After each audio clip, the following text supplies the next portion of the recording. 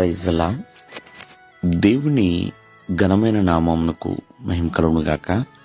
ప్రభు నామమున మీ అందరికీ హృదయపూర్వక వందనాలు. ఈ ఉదయకాలము దేవుని వాక్యాన్ని విందాం. దానియేలు 12వ అధ్యాయము 13వ వచనము.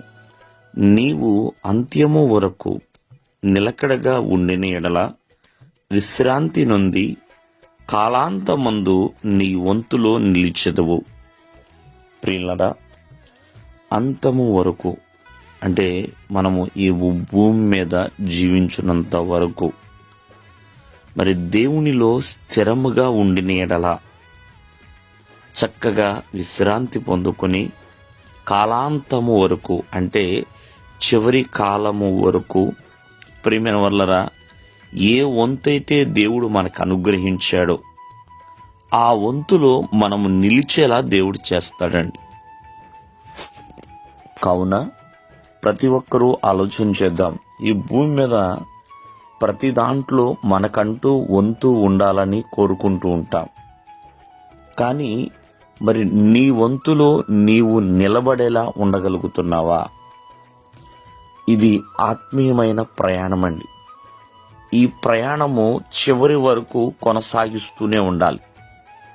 మన వంతు మనం పొందుకోవాలి అంటే ఖచ్చితముగా ఆనాడు ఒకసారి ఆలోచన చేస్తే రూతు భర్త చనిపోయి ఉన్నాడు, అలాగే మామగారు కూడా చనిపోయి ఉన్నారండి. ఇక ఎవరు కూడా మగదిక్కుగా ఎవరు లేరు. మరి తన తోటి కోడలైన ఓర్ఫా ప్రియమైన వాళ్ళరా వెళ్ళిపోయింది. మరి తను తన ప్రయాణాన్ని ముందుకు కొనసాగిస్తూనే ఉందండి, మధ్యలో ఆపలేదు. అలా ముందుగా వెళ్తుంది కాబట్టి తన వంతులో తను నిలవబడింది కాబట్టి ప్రియమైన వాళ్ళరా చక్కటి ఆశీర్వాదాన్ని పొందుకోగలిగింది. తన జీవితము పరిపూర్ణము చేయబడిందండి. కానీ మధ్యలో అలా వదిలేదు.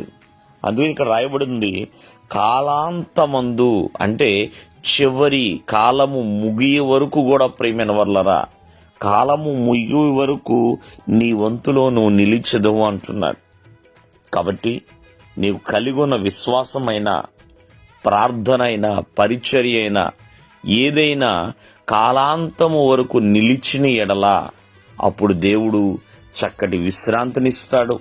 అంతేకాకుండా ప్రియమైన వాళ్ళరా, నీ వంతుగా నీకు రావలసిన మరి ప్రతి రకమైన ఆశీర్వాదమును, ప్రతి విధమైన ఆశీర్వాదమును, ప్రతి బహుమానమును దేవుడు అనుగ్రహిస్తాడు.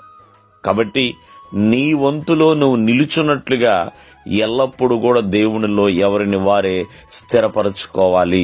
దేవుడు మిమ్మల్ని ఆశీర్వదించును గాక. ఆమేన్.